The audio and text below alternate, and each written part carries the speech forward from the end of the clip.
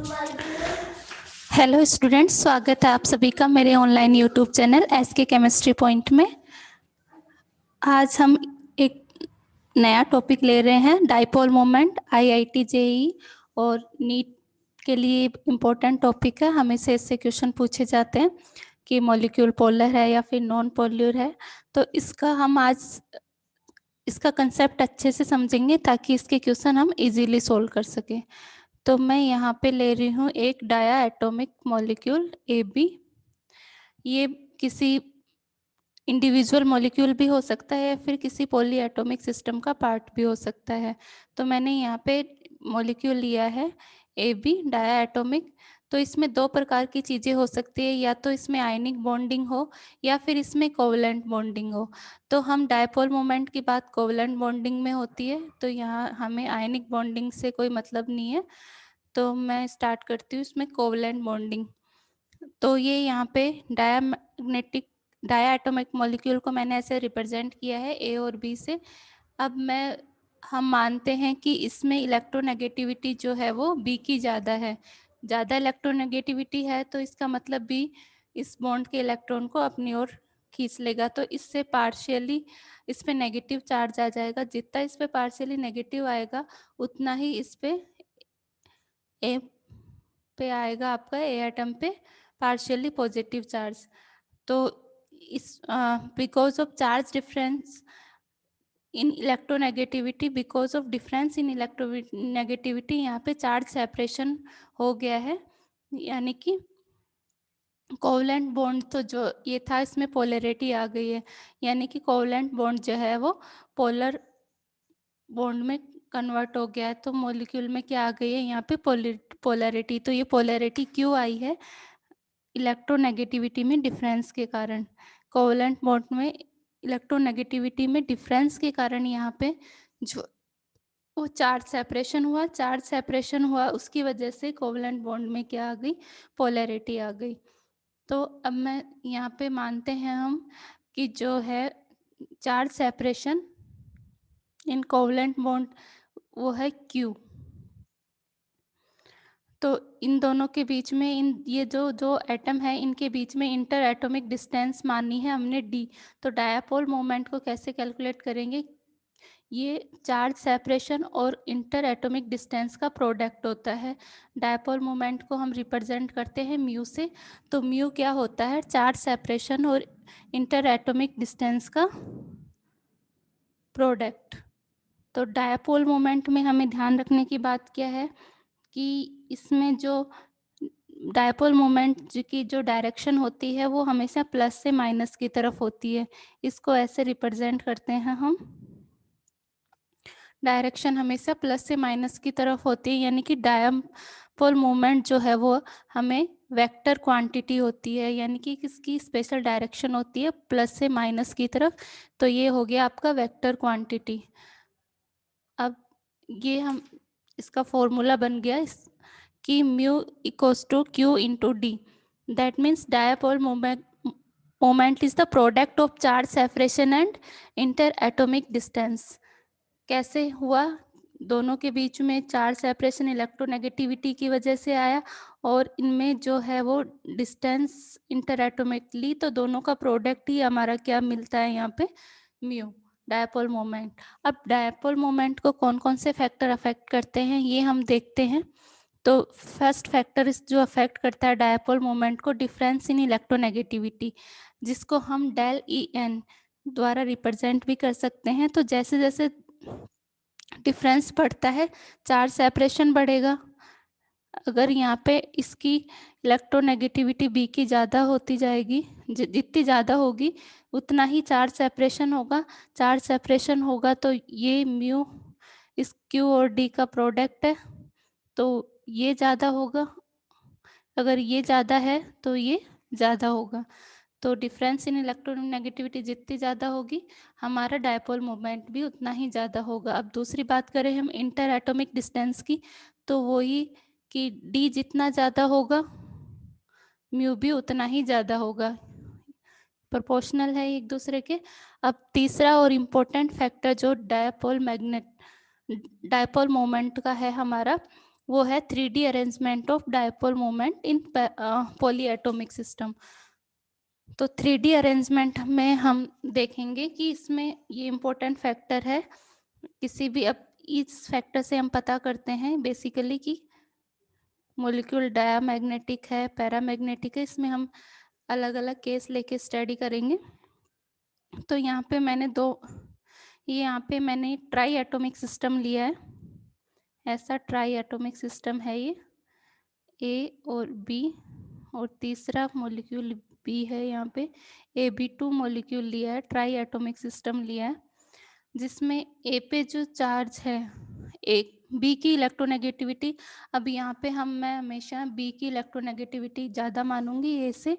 तो बी की इलेक्ट्रोनेगेटिविटी ज़्यादा है ए से, तो ये इलेक्ट्रॉन को अपनी तरफ अट्रैक्ट कर लेगा, तो ये इसमें पार्शियली नेगेटिव, और इसमें भी बी की नेगेटिविटी ज़्यादा है, तो ये पार्शियली नेगेटिव, और इतना ही इस पे पार्शियली पॉजिटिव आ जाता है।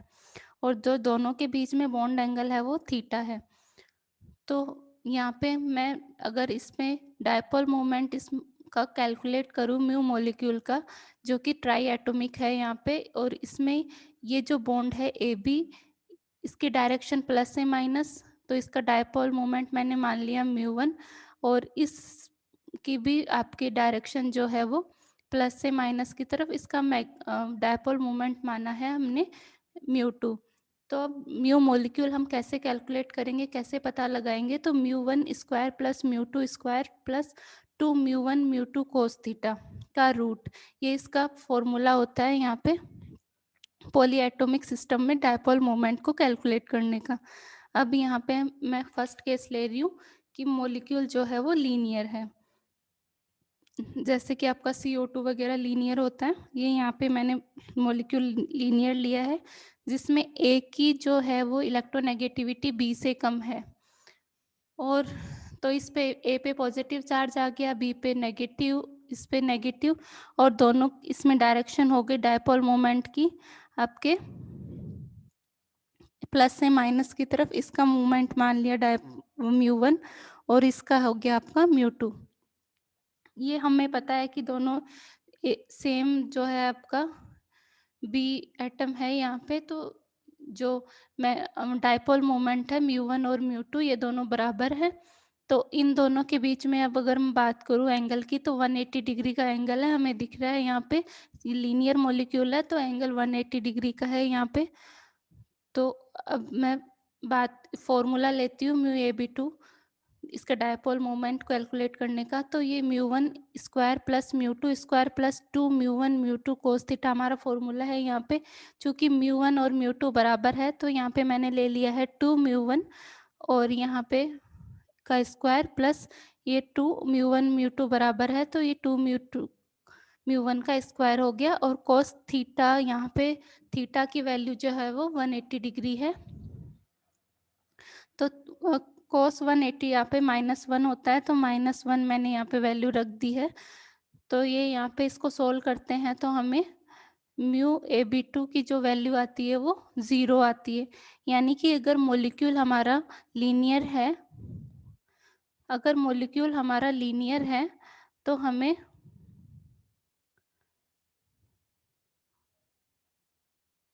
इसका जो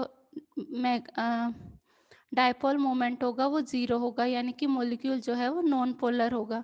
ये हमें ध्यान रखना है। कैसे आया ये हमने देख लिया फॉर्मूले से। अब हम केस 1 को ध्यान रखेंगे कि लीनियर मॉलिक्यूल है, तो हमारा जो डायपोल मोमेंट होगा मॉलिक्यूल का वो 0 होगा। तो इसके एग्जाम्पल CO2, CS2, BeCl2, ये सब इसके एग्जाम्पल हो गए। अब मैं बात करती हूँ केस 2 की। केस 2 में मैंने वही ट्राई एटॉमिक सिस्टम लिया है, जिसमें ए आपका ये है, बी और बी दोनों एटम समान है, AB2। अब मैं बात करती हूँ इन दोनों के बीच के बॉन्ड एंगल की, तो वो 120 का है। तो वही हमारी बी की इलेक्ट्रोनेगेटिविटी ज़्यादा है ए से, इसलिए इसके चार्ज सेपरेशन क्रिएट होगा, और चार्ज सेपरेशन क्रिएट होने से मॉलिक्यूल के बीच में आ जाएगी पोलैरिटी, बॉन्ड में आ जाएगी पोलैरिटी, और बॉन्ड में पोलैरिटी के क्रिएट होने से यहाँ पे डायपोल मोमेंट जो है वो आएगा। तो ये डायरेक्शन वही प्लस से माइनस की तरफ होगी यहाँ पे। तो हम देखते हैं कि जो वही इसका डायपोल मोमेंट मैंने इस बॉन्ड का मान लिया μ1, इसका है μ2।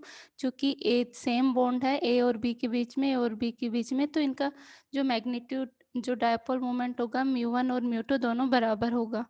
अब वही मैं इस फॉर्मूले में यहाँ पे वैल्यू रखूँगी। कोस थीटा यहाँ पे 120 है और कोस 120 की वैल्यू होती है -1/2। तो यहाँ पे वैल्यू रख के इसको सोल्व करने पे AB2 आपका आता है μ1 के बराबर।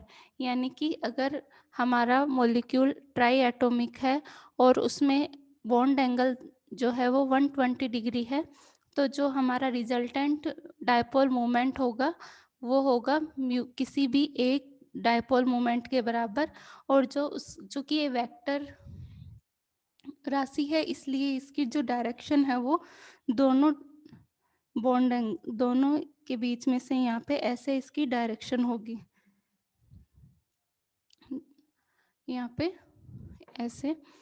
तो अब हम लेते हैं, अब तो पहले केस में हमने देखा कि अगर लीनियर मॉलिक्यूल है तो वहाँ पे 180 का एंगल हो जाता है और वहाँ पे डायपोल मोमेंट जो है उसकी वैल्यू 0 आ जाती है। केस 2 में हमने देखा कि अगर दो ट्राई एटॉमिक सिस्टम में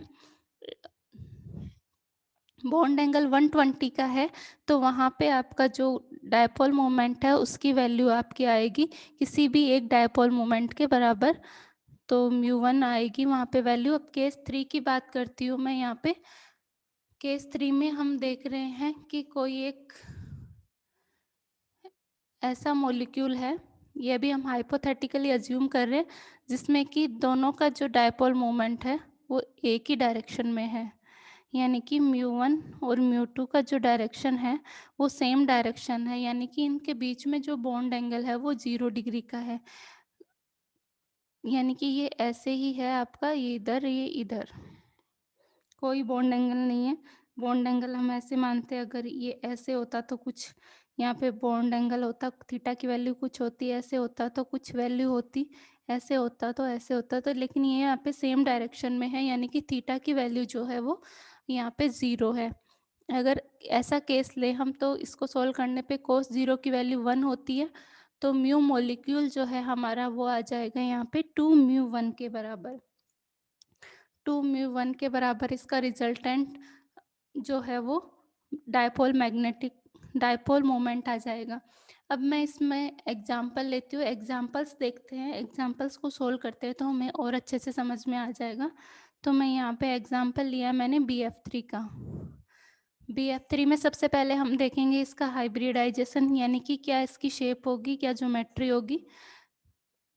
उसके बाद में हम पता लगाएंगे कि मॉलिक्यूल जो है वो पोलर है या फिर नॉन पोलर है, क्या डायपोल मोमेंट हम देखते हैं।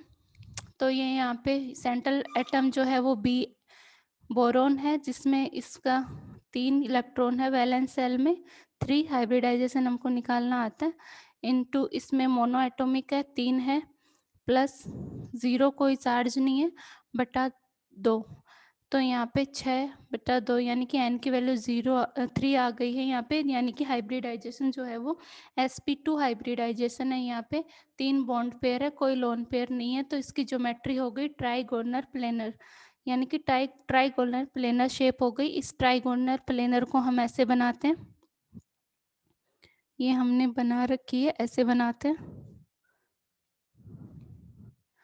जिसमें हम बात करते हैं 120 का बॉन्ड एंगल होता है। तो यहाँ पे हमें पता है कि बोरोन और फ्लोरीन दोनों के बीच की इलेक्ट्रोनेगेटिविटी डिफरेंस है, फ्लोरीन की इलेक्ट्रोनेगेटिविटी ज़्यादा होती है, इसलिए बॉन्ड के इलेक्ट्रॉन इसकी तरफ शिफ्ट हो जाएंगे। तो यहाँ पे पार्शियल पॉजिटिव चार्ज, यहाँ पे पार्शियल नेगेटिव, यहाँ पे पार्शियल नेगेटिव और यहाँ पे पार्शियल नेगेटिव जनरेट हो जाता है। और जो डायपोल मोमेंट की डायरेक्शन है हमको पता है कि ये होती है पॉजिटिव से नेगेटिव की तरफ। ये मैंने माना इसका डायपोल मोमेंट इस बॉन्ड का μ1 है, ये इस बॉन्ड का डायपोल मोमेंट जो है वो μ2 है। इस बॉन्ड का जो डायपोल मोमेंट है प्लस से माइनस की तरफ μ3 है। वेक्टर क्वांटिटी है ये, तो डायरेक्शन होती है इसकी प्लस से माइनस की तरफ। अब हम बात कर रहे हैं, ये यहाँ पे हम आ गया हमारा केस 2, जिसमें बॉन्ड एंगल 120 है। अब 120 है, हमने देखा था कि जो डायपोल मोमेंट होगा उसकी वैल्यू किसी एक डायपोल मोमेंट के बराबर होगी और उसकी डायरेक्शन दोनों के बीच में से होगी। तो ये यहाँ पे इसकी डायरेक्शन हो गई और यहाँ पे इसकी वैल्यू हो गई किसी भी एक के बराबर। ये यहाँ पे अभी फ्लोरीन तीनों साइड जुड़े हुए हैं, तो μ1 μ2 μ3 जो है वो बराबर है। तो इसकी वैल्यू मान ली μ1 है। अब इधर भी आपका μ1 और इधर भी μ1। अब ये केस बन गया है हमारा फर्स्ट, जिसमें हमने देखा कि दोनों के बीच का जो बॉन्ड एंगल है वो 180 डिग्री का है, यानी कि cos 180 की वैल्यू हमने -1 देखी, फॉर्मूला रख के हमने देखा कि इसमें म्यू की वैल्यू आपकी 0 आ जाएगी। तो रिजल्टेंट हमारा आ गया 0, यानी कि BF3 मॉलिक्यूल जो है वो नॉन पोलर मॉलिक्यूल है और इसमें जो म्यू मॉलिक्यूल डाइपोल मोमेंट है वो 0 है। इस वजह से ये क्या है, नॉन पोलर मॉलिक्यूल है। अब हम बात करें कि क्या बी और एफ जो बॉन्ड है ये पोलर बॉन्ड है, तो यस ये पोलर बॉन्ड है। क्यों है? क्योंकि दोनों के बीच में इलेक्ट्रोनेगेटिविटी डिफरेंस है। इलेक्ट्रोनेगेटिविटी डिफरेंस है मतलब चार्ज सेपरेशन है यहाँ पे, तो चार्ज सेपरेशन की वजह से यहाँ पे पोलैरिटी जनरेट हो जाती है। लेकिन जो ऑल ओवर मॉलिक्यूल है उसमें पोलैरिटी नहीं है, कैंसिल आउट हो रही है, हमने देख लिया। तो हमें ये तीनों केस ध्यान रखने हैं। अगर हमें ये केस ध्यान है तो हम इजीली किसी भी क्वेश्चन को सॉल्व कर सकते हैं। अब इसके कुछ और एग्जांपल्स हम नेक्स्ट पार्ट में लेंगे। Thank you, thanks for watching.